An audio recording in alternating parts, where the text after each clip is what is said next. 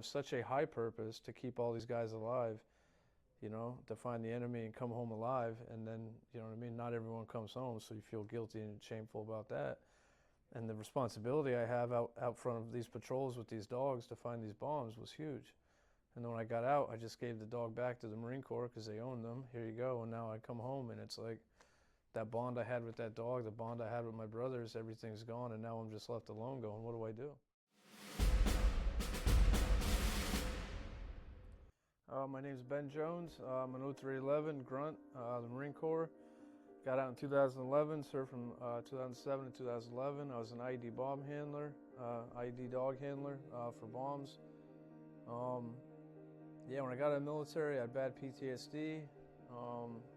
Was homicidal, suicidal, had legal issues, family problems, the whole 9 yards. And yeah, I heard about Camp Hope. I'm from Philadelphia, PA. Heard about Camp Hope, and I came down here to get some help on my PTSD. It helped me out. I had no hope when I came here.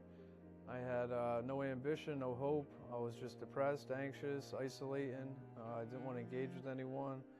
Everything was confrontational, and yeah, Camp Hope's helped me a lot. It's given me opportunity just to sit with myself and address some of these underlying problems that I have that I wasn't aware of. The camaraderie here has really helped me a lot, being around other combat vets. Guys that I didn't serve with, but that served in the Marine Corps really helped me. Some of them that I met here were in the same unit as me, different time period though, and that's really helped me. That's probably been my greatest help here at Camp Hope, and the counselors here are very good as well. My greatest moment here at camp, greatest moment at camp. Yeah, it's probably when I met like another veteran that came here that was in 2nd Battalion, 1st Marines with me.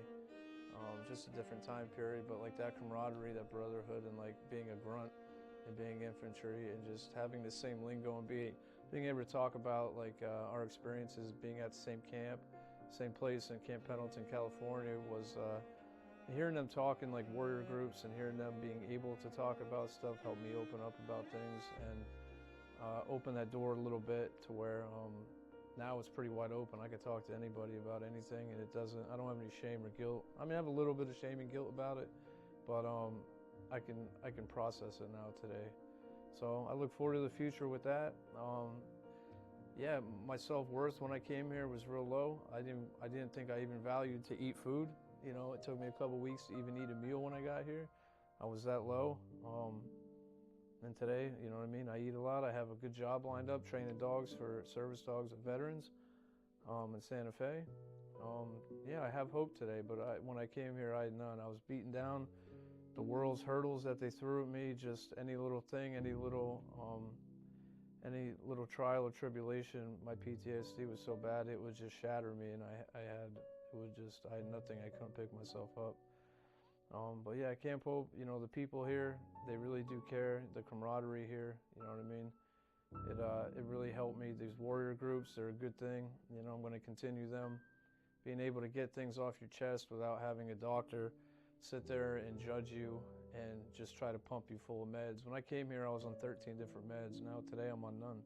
I feel great. I feel better than I ever have. I don't feel like a zombie. And before I came here, I was on a med for everything: anxiety, depression, mood stabilizer, sleep, appetite, everything. And I feel a lot better today. I have hope. I have purpose. I have drive. And yeah, without Camp Hope, I've been to 2 other VA programs for PTSD inpatient.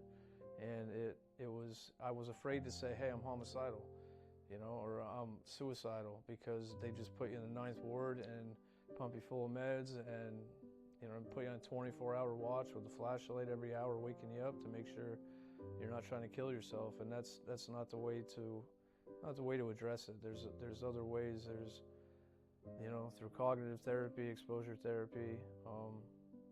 Yeah, it's really changed my life. I'm not going to say I'm there yet, because I'm not, but I'm progressing, I'm getting better, and yeah, I have hope for the future. So that's where I'm at today, and I'm proud to say I'm a Camp Hope graduate. Yeah, when I got here, I had so much guilt and shame for the things I did in country, and I beat myself up so much for them that I didn't feel worthwhile to eat food. I didn't feel worthwhile to talk to anyone. I didn't want to engage with anyone. I just wanted to not exist, you know. Before I came here, how I worked through it was warrior groups, just talking about it, being able to trust someone enough to talk about it without, you know, having guilt, you know what I mean, or shame that, like, I'm not alone, you know what I mean. Other people went through that too, you know what I mean. Like, knowing that I wasn't alone is a big part of me opening up a little bit at a time. But it took a lot of time too. Like, probably the first 8 weeks, maybe 10 weeks, I didn't talk to anybody. You know, if somebody did want to talk to me, I didn't trust them. I pushed them away. I tried to fight almost everyone here at camp at one point, like all the staff members, you know what I mean? Because in the Marine Corps, that's what you do. When you feel threatened, you fight. You don't, you know what I mean? You don't accept it. So yeah, acceptance, the warrior groups really helped me a lot. And yeah, just the other fellow veterans here. But yeah, that's the guilt and shame and the stuff I did was just holding me back and not talking about it. I just build, and then it would explode in anger towards the wrong people. Well, I mean, I was an IED dog handler, you know, and found 268 IEDs. You know, found a lot of IEDs every day. We found 4 of them. So accepting death every day and not wanting to come back and not ever expecting to come back, and you know what I mean, accepting death every day, and then you come back and you have all your limbs and you have everything, and you go, well, what am I here for? Your purpose is gone. You have such a high purpose to keep all these guys alive, you know, to find the enemy and come home alive, and then, you know what I mean, not everyone comes home, so you feel guilty and shameful about that. And the responsibility I have out front of these patrols with these dogs to find these bombs was huge. And then when I got out, I just gave the dog back to the Marine Corps because they owned them. Here you go. And now I come home and it's like that bond I had with that dog, the bond I had with my brothers, everything's gone. And now I'm just left alone going, what do I do? Where do I go? I've been out since 2011. You know what I mean? And I haven't looked for a job working with dogs until now after Camp Hope, because before that, I didn't think I rated. I didn't think I was good enough. I didn't think I deserved it. You know what I mean? I didn't want to feel that loss either of losing a dog again, you know, in that manner. But now I have a job doing it. So.